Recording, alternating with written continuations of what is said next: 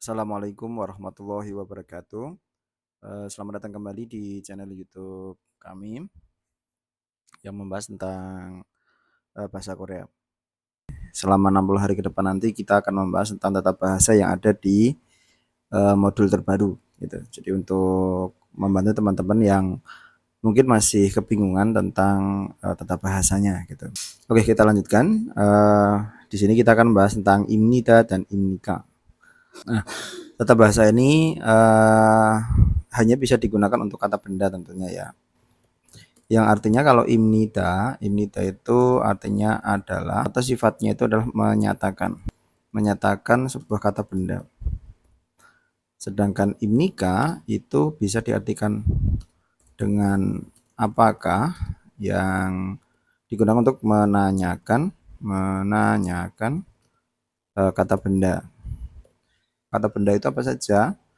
Kata benda itu segalanya ya. Kalau kita ngomong tentang bahasa Korea itu, kalau kata benda itu di bahasa Koreanya myeongsam. Kata benda itu bisa rumah, orang, tempat, hewan, perasaan, kemudian cuaca, kemudian apalagi buah bisa, apalagi dan seterusnya yang menanyakan menyatakan sebuah kata benda, barang, kursi, meja dan seterusnya. Itu bisa kata benda seperti. Jadi tidak hanya benda itu tidak hanya benda, letter benda saja, tapi apapun yang dia itu benda. Bahkan kata kongbu hada yang artinya belajar, itu kongbunya itu bisa menjadi kata benda seperti itu. Nah, kita artikan dulu dari penjelasan yang ada di modul modul dari Korea ini ya, dari HRD Korea yang terbaru. Jadi kita acuannya di modul terbaru ini. Imnida는 seperti biasa ya, kita tanda dulu. Imnida는 주어의 속성을 나타내는 명사와 결합하여, di sini saya tandai 격식적 상황에서 드는 사람을 높여 ini bisa ditandai atau enggak, 높여 말하는 문장의 서술로 된다. Ini bisa ditandai juga boleh. Oke, kita lanjutkan artikelnya ya. Kata imnida, jadi imnida ini jadi artikelnya 주어의 속성을 di sini kan menjadi objek karena 나타내는 nannya di sini sebagai penerang untuk kata benda setelahnya. Wa ini menjadi kata sambung untuk 결합 hayo di sini. Wa di sini bukan untuk kata benda dan ini ya, tapi menunjukkan bahwa 명사 ini bergabung dengan 결합nya. Maka kalau saya ngartikannya, imnida ini 결합 hada itu bergabung, menyambung menjadi satu. Kalau saya ngartikan bergabung dengan kata benda yang di sini ada natane, menunjukkan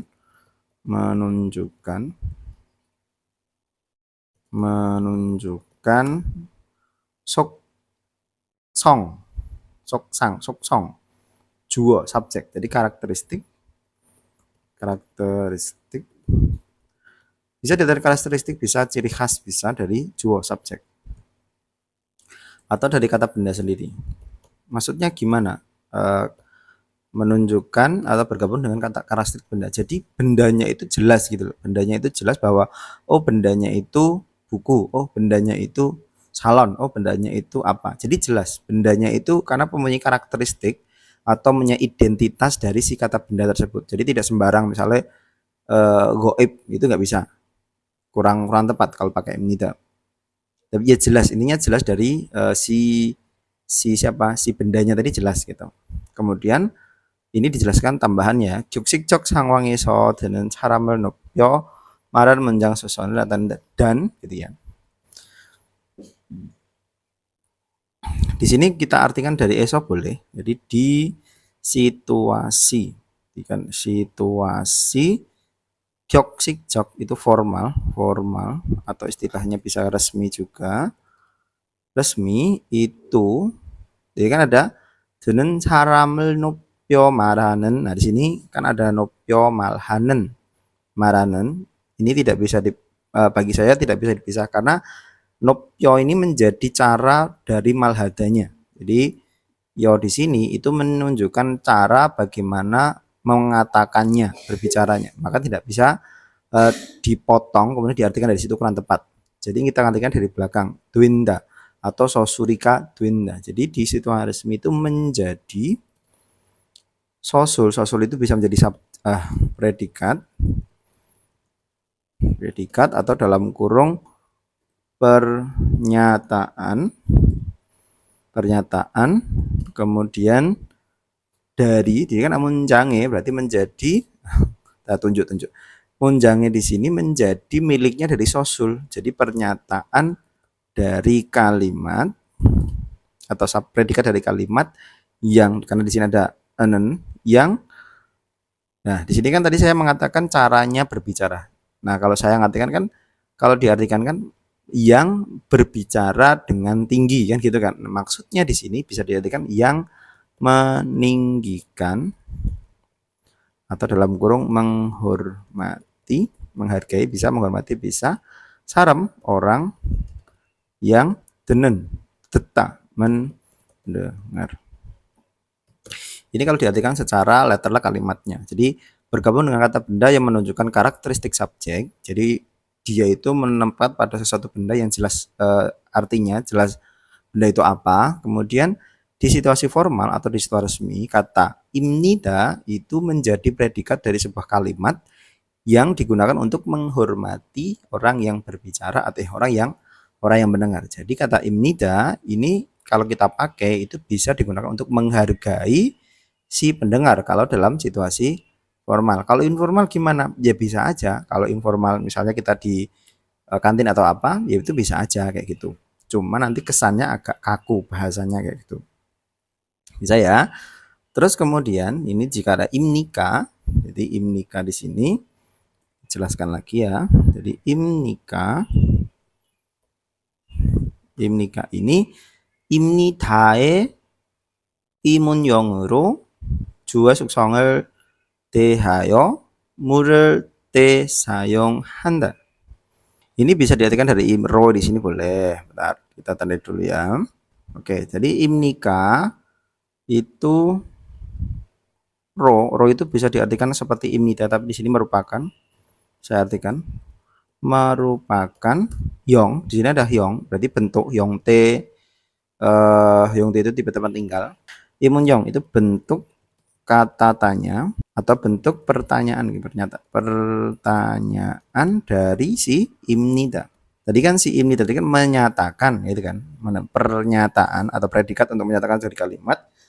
Maka imnika itu adalah bentuk pernyataan, pertanyaan dari imnida, kemudian dan digunakan di sini kan ada sayong handa, digunakan saat menanyakan th dari kata tehe, tehayo, tehada tentang karakteristik atau dijadikan identitas dari si juo subjek. Kita contohkan di sini, ada contohnya sekalian ya. 저는 itu saya, Yusuf입니다 adalah Yusuf. Kita artikan sesuai ini dulu aja ya. 왕민입니다 saya adalah Wangmin. Kemudian 어느 나라 사람입니까? Orang negara mana? Kemudian 라오스 사람입니다. Orang negara saya. Saya adalah orang Laos. Oke. Sebelum itu kayak saya kasih contoh ya. Itu biasanya kita tambahkan kata ini. Ikut, kemudian plus, bisa i, bisa en. Kemudian ditambahkan kata benda yang mau ditanyakan. Kemudian ditambahkan kata imnida atau imnika. Oke, saya contohkan. Misalnya kita mau nanya atau menyatakan buku. Ya, buku ya. Dalam bahasa Indonesianya itu ini adalah buku. Gitu. Maka bahasa Koreanya adalah tadi ikot Mana ikon, terus kemudian tambah i atau en, monggo bebas, bisa pilih ikosi atau berarti bendanya cuma satu, kalau ikosen berarti bendanya ada beberapa kayak gitu kan. Ikosi kata benda buku, buku itu bahasa Koreanya cek, ikosi cek gitu. Kemudian tambah imnida, imnida, ikosi cekimnida, itu kita menyatakan bahwa oh ini itu adalah buku. Terus kemudian kalau kita mau menanyakan ini misalnya apakah buku gitu. Bentar ya. Ini apakah buku, sama jadi ikosi sama cek, bedanya di belakangnya diganti dengan imnika. Ikosi cek kimnika. Nah gitu ya. Cek kimnika itu bisa pakai cek imnika atau cek kimnika. Orang-orang mau paham mau pakai cek imnika atau cek kimnika itu bisa. Jadi gitu. Contoh lagi misalnya apa? Yonpil. Yon itu pensil ya. Pensil. Sama kita pakai ini. Ini adalah pensil. Maka bahasa Koreanya sama ikosi 연필 입니다. Kemudian kalau kita menanyakan ini apakah pensil, maka jawabannya iko시 연필입니까? Nah, begitu. Jadi intinya dari pembahasan kita kali ini itu adalah ketika kita mau menyatakan sebuah kata benda, kita pakai imnita atau imnika. Nah, ini tidak bisa ditambahkan pada kata kerja. Misalnya ikta. Ikta itu artinya membaca. Nah, ini nggak bisa ditambahkan di apa namanya tadi, si rumus ini nggak bisa, kan hanya bisa dipakai untuk kata benda saja. Nah, kayak gini. Hanya bisa dipakai untuk kata benda saja, nggak bisa untuk kata kerja, nggak bisa. Kata kerja nanti ada rumusnya tersendiri, bibnika atau bibnita itu ada sendiri. Jadi kalau misalnya kita ngomong saya menyukai, nah itu, nah 저는 사랑합니다, itu nggak bisa, Intinya untuk kata benda saja, seperti itu. Gitu ya. Jadi untuk penjelasan kali ini, insya Allah itu karena saya pengennya lebih kompleks lagi pembahasan dalam satu bab seperti itu gitu. Terima kasih atas perhatiannya, semoga bisa dipahami. Wassalamualaikum warahmatullahi wabarakatuh.